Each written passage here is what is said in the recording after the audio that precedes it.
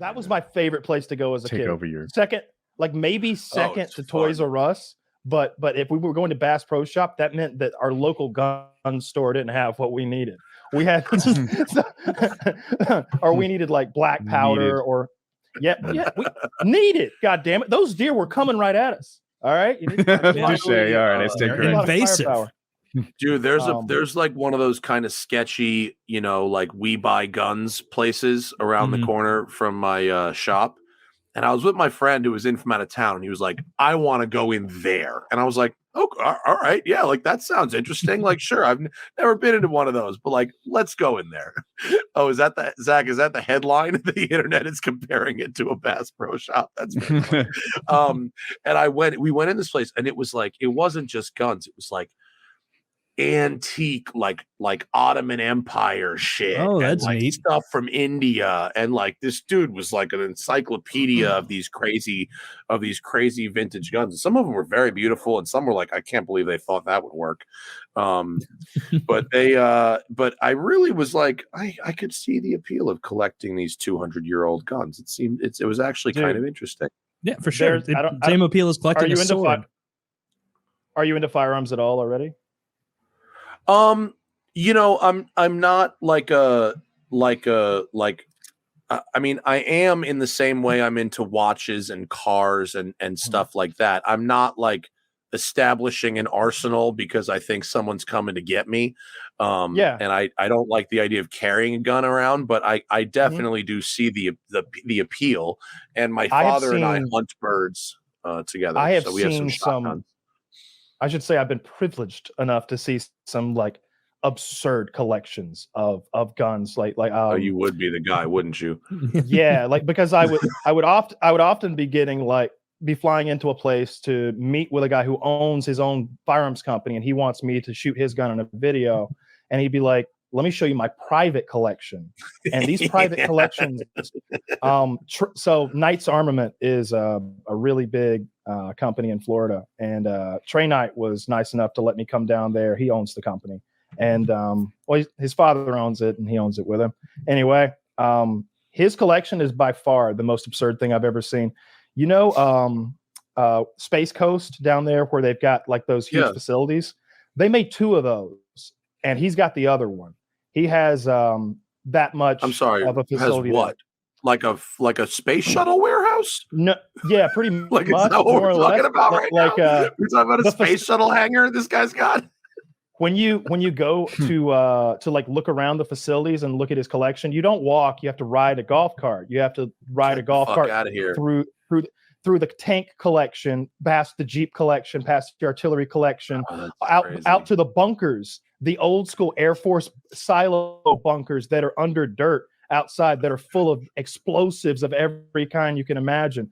And then, of course, he has the first AR-15 that was ever made, the first M16, the early prototypes that Stoner made. He owns all of that stuff, everything Stoner ever made, all of the very early Vietnam stuff, sequential serial numbers, like displayed on the wall, with like documentaries about each one playing on a screen next to them. Oh wow, that's very great. Is it open as a museum?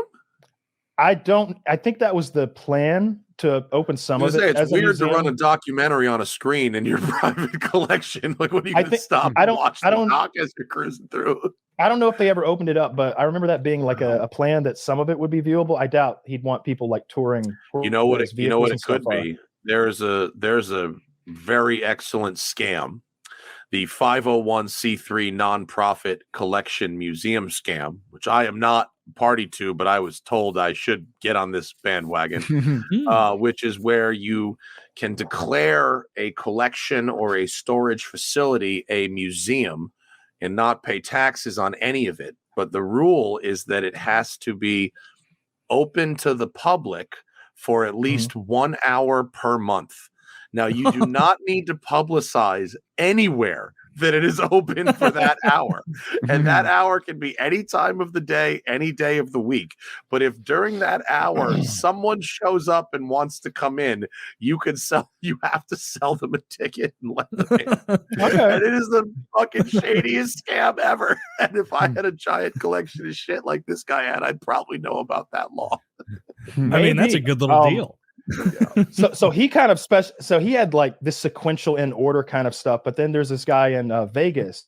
I think he owns a magazine called Submachine Gunner magazine or something like that. He owns one of the bigger firearms magazines amongst other things, and he had like scary stuff. Like he had all these CIA lipstick guns, like cases full of them, like not one or two, like 30 of them in different colors and every variation and size that they ever made. And he was like, yeah, these were made by the CIA, and they could like pull it back and you let go and it fires like a 32 caliber bullet.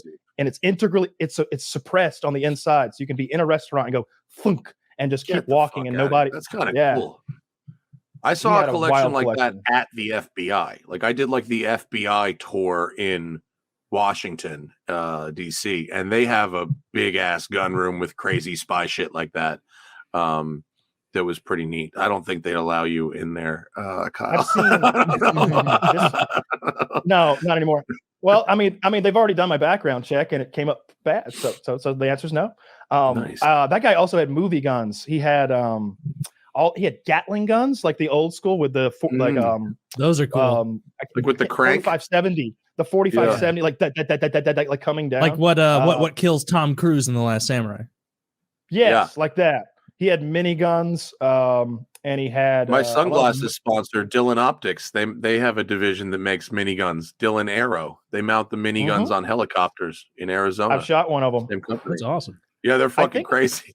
I think I shot one of theirs, and I shot a different one that was actually the prop gun they used in the Matrix movie when Keanu's shooting out of the helicopter. That's the one I shot at the at a lake one time. That was neat. I learned that after the fact. That was cool. We've got really like shotguns. Like my old man's into the kind of like English, wood and fucking scroll work kind of. They're beautiful. Kind of shot. Yeah, we just did 2 weeks ago. We were in Uruguay shooting birds. We went down there to shoot doves and to shoot pardis, which is like a quail. Very delicious, very tasty. Nice. The doves are really crazy because it's like they're like a pest down there, so they really want you to kill a lot of them.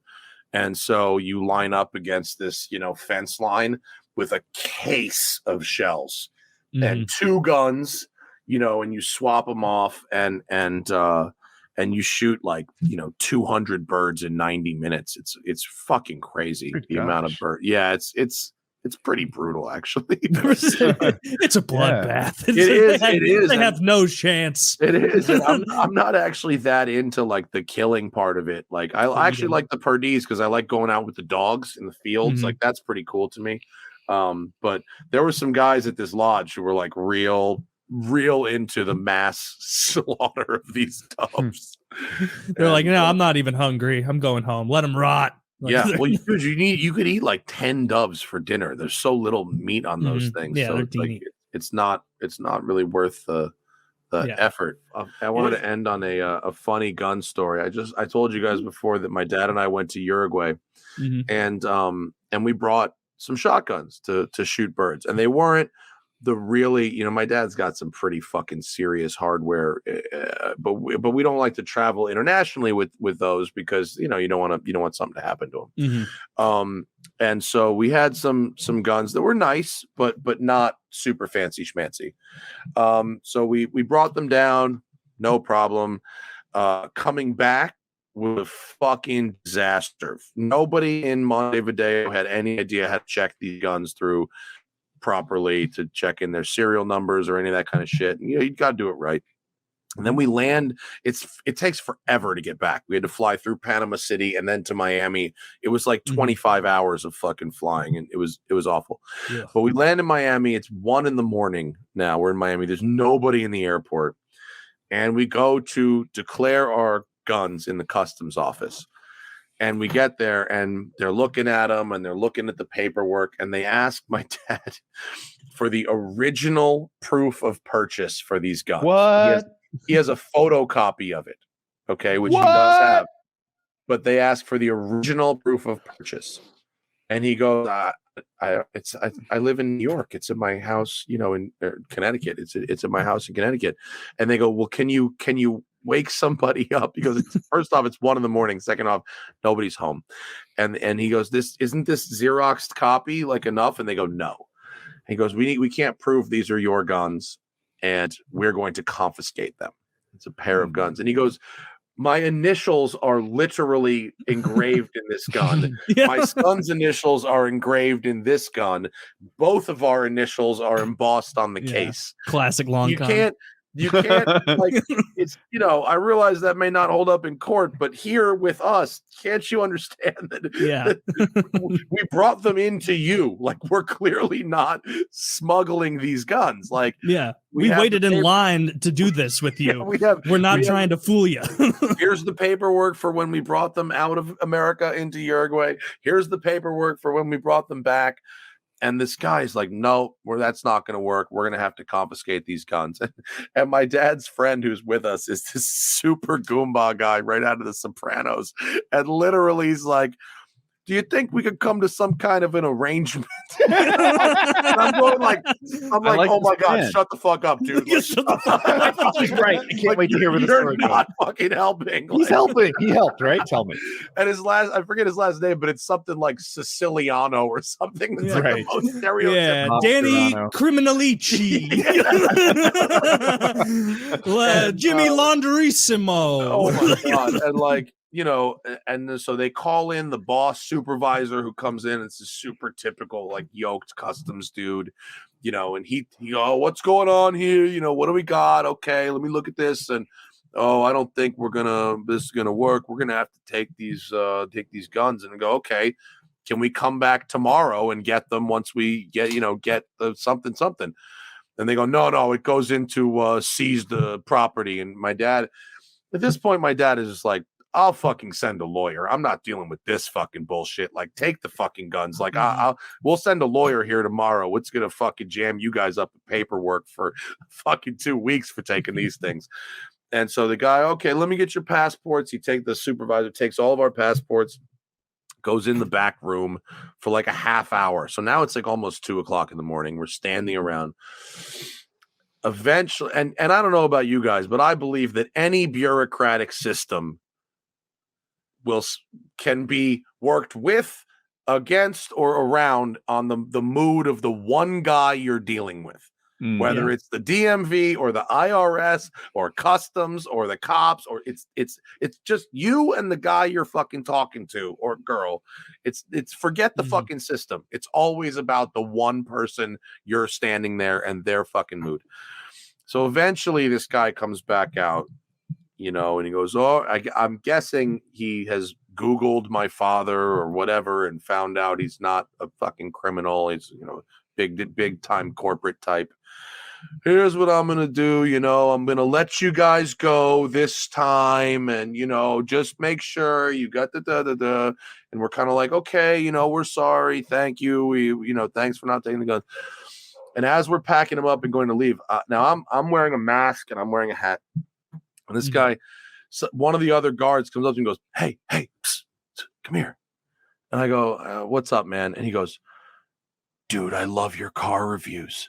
And I'm like, you fucking knew who I was this entire time, man. You let me stand here for 2 hours with saying we're going to take our guns, and you literally knew who I was and saw my initials carved into this gun, and we're like, yeah, no, that's not his. Like, what the fuck? Yeah.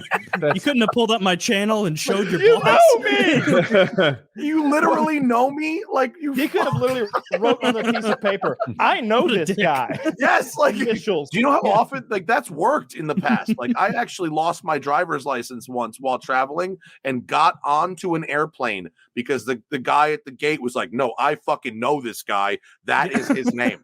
Like, that's actually worked in the past for me. But so I thought you would find that funny that this guy was that is very funny. Take our guns and the whole time he fucking knew. I'm so glad that Goomba friend of yours didn't get you put into a cell. To some I kind wanted of that to work so much. I wanted it to work too. It's Uruguay, right? Isn't it like? No, this was in Miami. This was in America. Oh, I misunderstood. This was not. No, this was once we landed in Miami. Thought you were in South America. No, he did this fucking shit in America. He was doing the whole like, I wish there's something I could do. Oh, it probably would have fucking worked down there. It didn't seem like there was a whole lot of laws down there. Yeah. No. And sometimes I feel like that's part of the compensation plan. Like, listen, we don't pay you much, but you get so much in bribes. You're getting bribed at least 3 times a week. Yeah, like waitresses get tips, bureaucrats get bribes. It's part of how we pay you. Oh my god. That's how you can make 175 a year for 10 years and be worth $48 million. Now you're in higher level politics. Yeah. It's wild that all these politicians reliably outdo economists. Yeah, right. Isn't Nancy Pelosi like killing the fucking stock market right now? It's like she's wasting her time in politics. She's a genius. I mean, apparently insider trading is legal if you're a politician.